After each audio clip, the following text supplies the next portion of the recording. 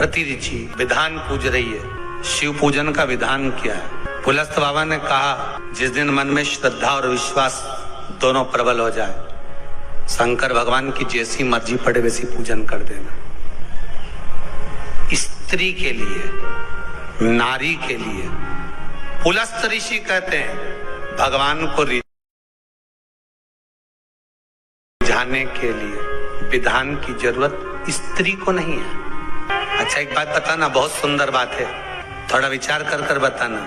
आपकी गोद में छोटा सा बच्चा है, उसने गंदगी कर दी, आप मंदिर में हैं, महाकाल दर्शन करने गए, छोटे से बच्चे ने छीछी कर दी, गंदगी कर दी, जो भी करना था उसने कर दिया, आपने उसके कपड़ा चेंज कर दिया, फिर जाओगी नहाओगी, उसके बाद दर्शन करोगी, उसके बाद जल चढ़ाओगी क्या? जाकर नहाकर जल चढ़ाओगी क्या? नहीं। क्यों?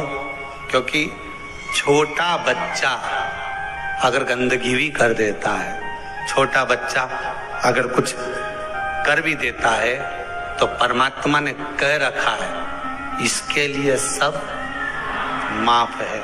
उसी तरह आप बच्चा काम, लोभ, आसक्ति, तृष्णा, वासना से दूर है, जब तक वो माया में नहीं पड़ा। हाँ, उसके बाद बड़ा हो गया और उसने गंदगी करी तो आपको फिर आप स्नान करना पड़ेगा। पर जब तक वो गोदी में है, वो कुछ भी करता है, उसका कोई दोष नहीं है।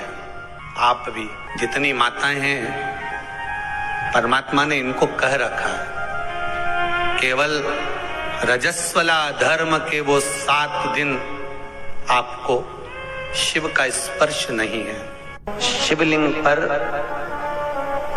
बेलपत्र चढ़ाना, जल चढ़ाना, इसका भी एक नियम होता है कि शंकर जी पे शिवलिंग पर जल कहाँ चढ़ाया जाता है? सबसे पहला जल अगर शंकर जी को चढ़ाने जा रहे हो तो शंकर जी के जो चरण है, जहां से पानी नीचे गिरता है, उसके सीधे वाले भाग पर अपने हाथ वहां जल चढ़ाओ, फिर जहां लेफ्ट भाग है वहां जल चढ़ाओ। जहां शंकर भगवान का शिवलिंग रखा हुआ है, तीसरे नंबर का जल वहां चढ़ाना चाहिए, चौथे नंबर का जल भगवान शंकर के शिवलिंग पर चढ़ाना चाहिए, 5वें नंबर का जल ऊपर अगर जलाधारी लगी हो तो उसमें चढ़ाओ।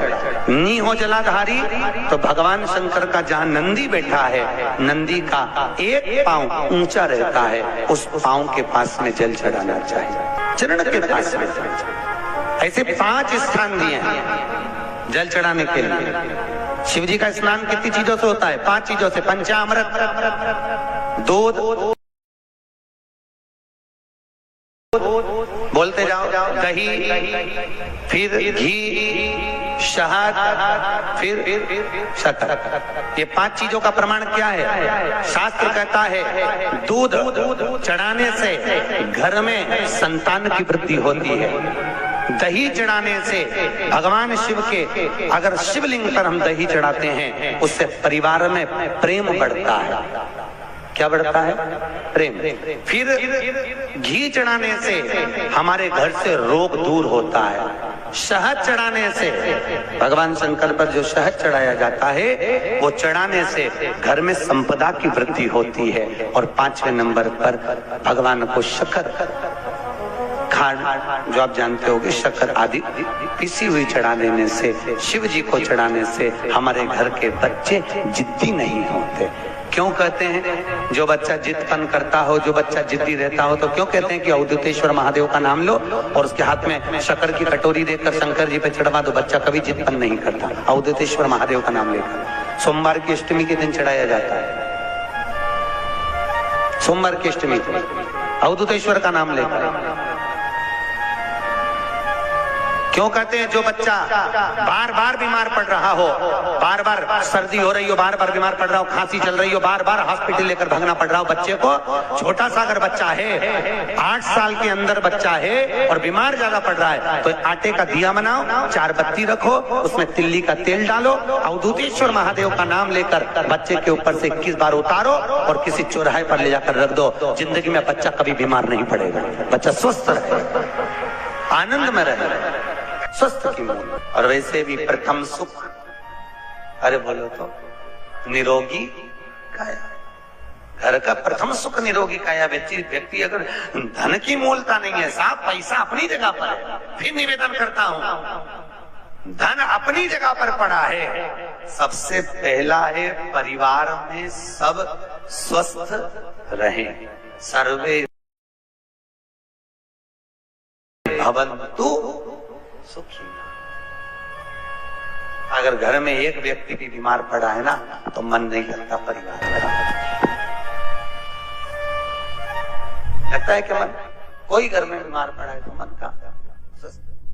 कई लोग पूछते हैं महाराज जी क्या घर में शंकर जी का शिवलिंग रख सकते हैं? रख सकते हो, मना नहीं है। जिसके घर में शंकर का शिवलिंग रहता है उसके घर में कभी बड़ा रोग प्रवेश नहीं करता। शंकर का शिवलिंग हो, पर शिवलिंग का भी प्रमाण है साहब।